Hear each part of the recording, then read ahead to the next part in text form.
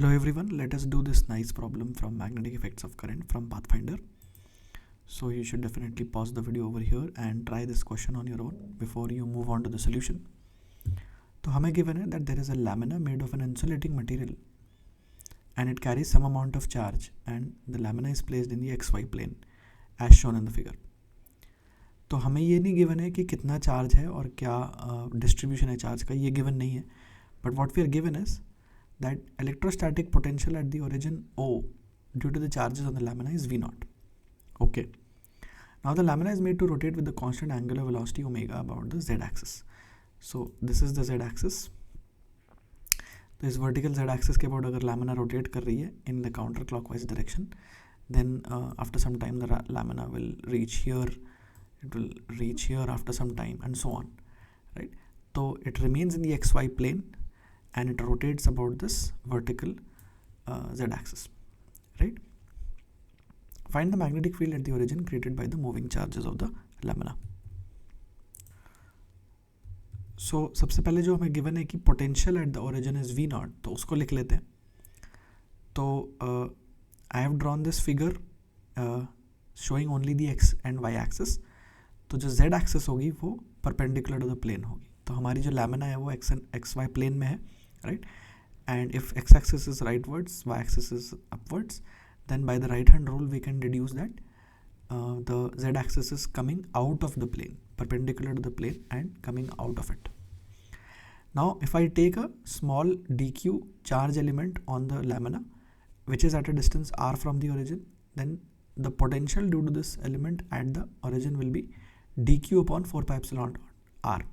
कोई भी point charge होता है उसकी वजह से r डिस्टेंस पे पोटेंशियल का फॉर्मूला यही होता है q upon 4 pi epsilon naught r.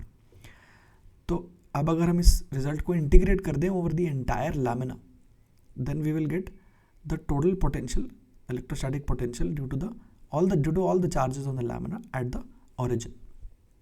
तो वो v0 के बराबर है, right? So v0 is an integral dq upon 4 pi epsilon naught r and this integral is done over the entire lamina. Okay. Now if this lamina starts rotating in the xy plane about the z axis, तो मैंने यहाँ पे draw किया है कि maybe after some time the lamina will look like this. So it is rotating, the orientation is also changing, right? तो ये पूरा का पूरा ऐसे रोटेट कर रहा है. तो ऐसा सोच सकते हो कि मतलब कोई रॉड है और वो उस रॉड पे लैमिना अटैच्ड है, रिजिडली अटैच्ड है, और वो रॉड भी रोटेट कर रही है about this fixed point O, और साथ में लैमिना भी रोटेट कर रही है. मतलब रॉड और lamina are one rigid body, दोनों आपस में रिजिडली अटैच्ड है, राइट? तो लैमिना का ओरिएंटेशन भी ऐसे चेंज होगा, राइट? तो if the lamina is rotating about the z axis, then every point on the lamina is moving in a circular path about the origin, right? About the z axis भी बोल सकते हैं या about the origin, इस case में equivalent है, right? तो every point on the lamina is moving in a circular path about the origin. So if I focus on this charge element dq, then this dq element is moving in a circular path and this is equivalent to a circular loop carrying a certain amount of current. तो ये ऐसा क्यों है ये मैं बाद में explain करूँगा, पहले हम वो करंट की वैल्यू निकाल लेते हैं, राइट? तो मैं क्या बोल रहा हूँ कि this charge element dq moving in a circular path about the origin is equivalent to a circular loop carrying a certain amount of current. A circular loop which is centered about the origin, जो मैंने blue में बनाया है. So this is the circular path followed by this dq charge, right? So this charge moving in a circular path is equivalent to a circular loop carrying a certain amount of current. कि यहाँ पे पूरा एक circle और ऐसे loop होता और उसमें कुछ करंट होता, और उस करंट की वैल्यू कैसे निकालेंगे? तो ऐसा सोचो कि हम किसी करंट कैरिंग कंडक्टर में करंट की वैल्यू कैसे निकालते हैं. तो दिस इज़ अ वायर जिसमें करंट ऐसे फ्लो कर रहा है, राइट? तो it will actually be a cylinder, right? तो ऐसे मान सकते हैं कि ये सिलेंडर है. So this is a cylindrically shaped wire. ज़रूरी नहीं है कि क्रॉस सेक्शन एरिया यूनिफॉर्म हो over the entire wire, but just for simplicity we can consider it to be that way. तो इसमें charges are flowing down the wire, right? तो अगर मैं एक plane consider करता हूँ, if I consider a plane, if I consider a plane, और तो if I ask the question कि इस प्लेन के अक्रॉस कितना चार्ज क्रॉस कर रहा है per unit time, what is the charge crossing this plane per unit time, so that is equal to the current which is flowing in the wire, right? कि basically charges are flowing throughout the wire, तो हर जगह कुछ कुछ charges flow कर रहे हैं, but per unit time इस plane के through कितना amount of charge cross किया, that is the current that is flowing in this wire. तो वो same होगा, चाहे तुम cross section को कहीं पे भी बनाओ. So if you draw the cross section anywhere, if you basically cut the wire by a plane anywhere on the wire, the charge crossing through that plane will be the same and it will be equal to the current in the wire. Charge crossing per unit time through that cross section will be equal to the current in the wire. तो यहाँ पे अगर मैं मान रहा हूँ कि ये चार्ज सर्कुलर पाथ में मूव कर रहा है, तो ये कितने करंट के इक्विवेलेंट है, तो यहाँ पे हम कुछ एक लाइन बना देते हैं और ये पूछते हैं कि इस लाइन के अक्रॉस कितना चार्ज जा रहा है पर यूनिट टाइम, राइट? तो वो कैसे सोचेंगे कि ये डी क्यू चार्ज अगर सर्कुलर पाथ में जा रहा है तो ऑफकोर्स एक पर्टिकुलर सर्कुलर रेवोल्यूशन में इस क्रॉस सेक्शन को एक ही बार क्रॉस करेगा, राइट? और वो कितने टाइम बाद होगा, वो एक टाइम पीरियड बाद होगा कि अगर एंगुलर वेलोसिटी इस चार्ज की ओमेगा है, then the time it takes to complete one circle is 2 pi by omega, right? That means this charge is crossing this line once every this much amount of time. इतने time में एक बार cross कर रहा है, right? So if I divide the charge by this time, I get कि per unit time कितना charge cross कर रहा है through this line. कि अगर इसको एक बहुत लॉन्ग टाइम इंटरवल में सोचोगे तो ज़्यादा इजी लगेगा सोचना कि अगर बहुत सारे रेवोल्यूशंस हो गए हैं इस पार्टिकल के, एक सर्कल में घूमता जा रहा है, तो after a large number of revolutions the total number of times it is crossed is let's say 100, तो 100 dq is the charge which is cross this line and the total time is कि 100 revolutions में जितना time लगा होगा, right? तो we can write it for 1 revolution, we can write it for 100 revolutions, both are equivalent, कि total time T मतलब 2 pi by omega के बाद एक बार क्रॉसिंग हो जाती है, तो इसका मतलब एक बार क्रॉसिंग में D Q amount of charge cross हो जाता है. तो what is the rate at which charge is crossing this line is this, and that rate is what is defined as the current. Current की definition ये होती है, ऐसे सोचना है, राइट? सो वो आएगा omega D q by 2 pi, right? So this is the current flowing in the wire. Now I will explain why I am saying that this current carrying wire, this charge moving in the circular path is equivalent to a current carrying circular loop. This is only for the purpose of finding the magnetic field at the center of the loop. तो center of the loop पे magnetic field निकालने के लिए ही ये correct है. तो of course when the charge is over here and it has a certain velocity, तो it is equivalent to a certain current which is in this area. तो यहाँ पे छोटे से रीजन में एक कुछ करंट है, ये तो ट्रू, ये तो बात समझ में आ रही है, बट बाकी जगह पे तो कोई करंट नहीं है, राइट? तो हम ऐसा क्यों बोल रहे हैं?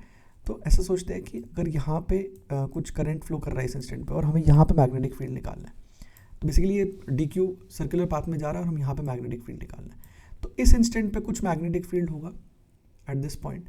बट जब ये चार्ज पार्टिकल यहाँ चला जाएगा, किसी दूसरी लोकेशन पे चला जाएगा, तो इस पॉइंट पे मैग्नेटिक फील्ड चेंज हो चुका होगा, और जब यहाँ चला जाएगा तो फिर मैग्नेटिक फील्ड फिर से चेंज हो जाएगा. तो magnetic field at a random point due to this charge particle moving in a circular path will keep changing with time. But if you want to find magnetic field at the center, it will be always the same. कि ये charge particle अगर यहाँ पे है या यहाँ पे है या यहाँ पे, तो हम चार्ज पार्टिकल की वजह से अगर सेंटर पे मैग्नेटिक फील्ड निकालेंगे तो ड्यू टू द सिमेट्री हमेशा आंसर सेम आएगा, हमेशा हर इंस्टेंट पे मैग्नेटिक फील्ड सेंटर पे सेम आएगा, राइट? तो इसका मतलब हम ऐसा भी मान सकते हैं कि ये जो करंट है ये सिर्फ एक जगह पे नहीं है, ये करंट पूरे सर्कल में डिस्ट्रीब्यूटेड है. कि करंट एक जैसे नॉर्मल वायर होता है, अगर एक पूरा सर्कुलर वायर होता है और उसमें करंट फ्लो कर रहा होता तो हर जगह पे कुछ ना कुछ करंट होता, और हर जगह पे सेम करंट होता. Conservation of charge ensures that current is same everywhere, right. सब जगह पे करंट होता. तो अब हम दोनों सिचुएशंस को इक्विवेलेंट इसलिए मान सकते हैं only for the purpose of finding magnetic field at the centre. दोनों सिचुएशंस को इक्विवेलेंट मान सकते हैं क्योंकि दोनों सिचुएशन से magnetic field effectively answer same ही आएगा. अगर हम सेंटर पे मैग्नेटिक फील्ड निकालें, राइट, आंसर सेम ही आएगा. तो हम दोनों सिचुएशंस को इसलिए इक्विवेलेंट मान सकते हैं कि हम ऐसा मान रहे हैं कि एक जगह पे करंट नहीं है, पूरे सर्कल में थोड़ा थोड़ा करंट है. और हम ऐसा क्यों कर रहे हैं? Because we know the field at the centre of a circular loop if it carries a certain amount of current. वो रिजल्ट हमें पता है. वो रिजल्ट क्या होता है कि अगर एक सर्कुलर लूप में करंट आई है तो magnetic field is mu not I by 2r. Magnetic field the centre is mu not I by 2r. और करंट हमने निकाल लिया यहाँ पे. The equivalent current is this, right. So this is the magnetic field at the centre of the at the origin due to this charge dq. तो अभी हमने सिर्फ dq चार्ज की वजह से मैग्नेटिक फील्ड निकाला है, which is this. If I want to find the magnetic field with the entire lamina, तो फिर मेरे को इंटीग्रेट करना पड़ेगा. तो that magnetic field at O due to the entire rotating disc और the entire lamina will be the integral of this result. Integral of this result. और D की वैल्यू यहाँ से डाल दी मैंने. D I is this. तो I get mu naught omega by 4 pi times this integral, right. After putting in the value of ti, this is the integral I get. और ये जो इंटीग्रल है ये मैं पहले v नॉट में निकाल चुका हूँ कि v नॉट जो हमें गिवन है क्वेश्चन में कि v naught is the potential at the origin due to all the charges on the disc. तो वो v नॉट एक इंटीग्रल था, integral d q over 4 pi epsilon naught r. तो यहाँ से हमें डी क्यू बाई आर का integral मिल जाएगा because this 4 pi epsilon naught is a constant. It will go to the left hand side.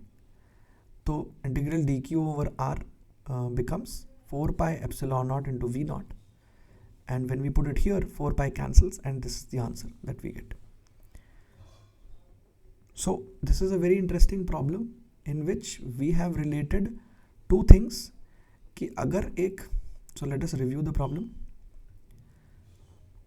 कि अगर एक लैमिना है, अगर एक प्लेनर बॉडी है बेसिकली, तो हमने यहाँ पे प्लेनर बॉडी के लिए किया है. आप ये भी सोच सकते हैं कि अगर नॉन प्लेनर बॉडी होती, 3 डायमेंशनल बॉडी होती, तो क्या उसके लिए भी वैलिड होता है. You can think of it on your own कि अगर एक प्लेनर बॉडी है और उस प्लेनर बॉडी की वजह से हमने पोटेंशियल निकाला at a point which is also in the plane of the body, जो ओ पॉइंट है, तो वो रैंडम पॉइंट है क्योंकि हमें कोई शेप वगैरह तो गिवन नहीं है, हमें कोऑर्डिनेट्स तो गिवन नहीं है डिस्क की, डिस्क कहाँ पे लोकेटेड है.